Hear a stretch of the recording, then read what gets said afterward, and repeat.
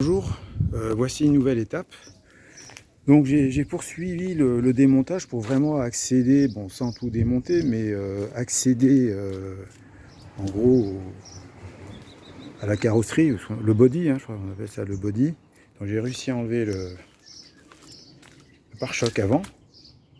Donc en plus déjà j'avais enlevé les ailes l'autre jour, l'idée c'était de pouvoir vraiment bien voir entre le tablier, avoir un accès facile. J'ai également enlevé le pare-choc arrière. Donc là, on voit qu'il n'y a vraiment pas rouillé. Pour rappel, c'était dans une vidéo il y a peut-être 2 ans. Bon, il y avait un début de rouille, mais qui n'est pas perforante au niveau là des attaches là-bas. Après, si on regarde, quand on regarde, voilà, sous les longerons, elle est quand même pas mal, excepté le pare-brise. Donc là, on voit à l'intérieur, il n'y a rien, peut-être juste à reprendre un petit peu. Je sais pas, il y a un petit peu de. Prendre un peu de rouille. En surface, c'est vraiment pas méchant, sachant que le vrai problème, c'est cette fichue baie de pare-brise. Donc là, idem, tout est bien. Donc après, à l'intérieur des roues, là, idem. Là, on est sur la gauche. Idem, c'est. Il n'y a pas de rouille, il n'y a rien, c'est vraiment beau. Il y a juste ici, par contre. Donc là, il n'y a rien, c'est bon. Donc là, on voit qu'il y a un début de surface, on va voir, mais c'est. Voilà, par contre, ici. Ouais, là j'ai eu du mal à enlever, d'ailleurs il faudra que je trouve un moyen d'enlever l'écrou, là, j'ai été vraiment très rouillé, et là il y a une partie qui est un peu rouillée, donc je sais pas trop si on regarde là-dessus, donc est-ce que c'est juste un truc surface? Je crois pas que ça soit perforant, sinon donc en dessous on avait vu, il n'y a absolument rien. Voilà, donc là j'ai passé au Karcher pour un peu la dégrossir. Donc là je la laisse un peu sécher là au soleil toulousain. Et puis après voilà. Et puis après je vais la remettre dans la bulle, la bulle dégonflable qui la protège de l'humidité tout l'hiver, été, hiver. Bon, voilà, quoi.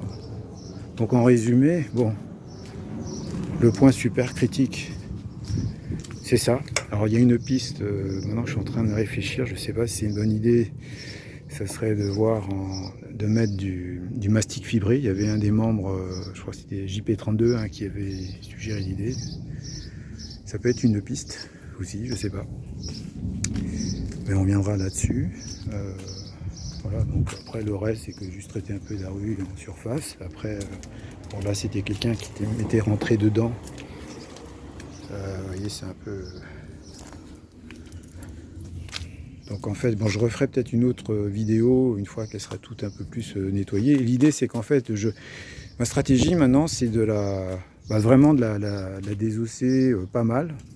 Pour que comme ça, soit je trouve un carrossier, ou c'est-à-dire qu'il y a eu pas mal de main d'œuvre pour enlever tout ça. Donc après, voilà, il se concentre sur les problèmes vraiment de carrosserie, de rénovation, de réparation, voire imaginer faire une peinture globale, je sais pas. Mais la stratégie, voilà, on voit en gros, ça permet de faire des devis plus précis et peut-être finalement finir moins cher qu'au départ parce que j'ai vraiment galéré. Il faudra que je continue à poncer, décaper. Et voilà un point d'étape sur la stratégie. Après le moteur, lui, il marche vraiment très très bien. Je vais essayer juste revoir pour une mémoire. Donc la jauge, bon, elle n'est pas pleine. Voilà, là je suis à, vous voyez, à 213 905. Quand j'avais fait comment dire,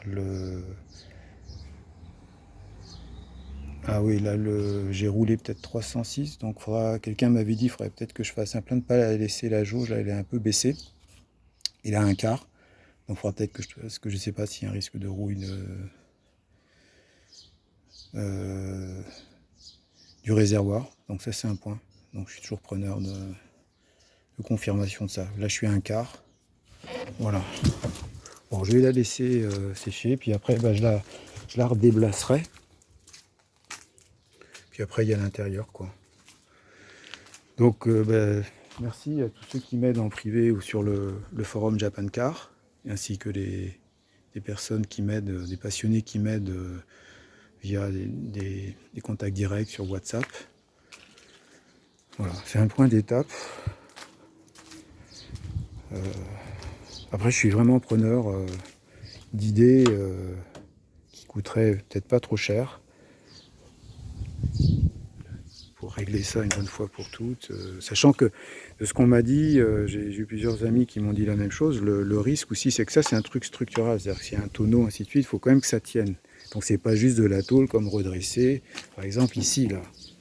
Voilà, là, la tôle, bon, ça se déforme. Là, on est vraiment, il faut que ça soit structural, il faut des renforts. Donc soit il faut trouver reconstituer, soit faire une grève d'un pavillon avec les montants, soit découper ça, puis ressouder des pièces, créer, les former, soit de mettre une sorte d'armature, comme, je sais pas, comme une sorte de béton armé, sauf que là, ça serait avec ce mastif fibré, qui permettrait après d'avoir les arrondis. Donc je suis vraiment ouvert à tout conseil, voir si vous connaissez un carrossier sur Toulouse que moi je suis prêt à payer. Voilà, comme ça, là, en tout cas, on voit exactement ce qu'il y a à faire, ce qui manque, ou ce qu'on peut faire en incrémental. Voilà, je pense qu'elle va vite sécher, parce que là, c'est en train de se couvrir, en fait. Allez, je vous souhaite une très bonne image.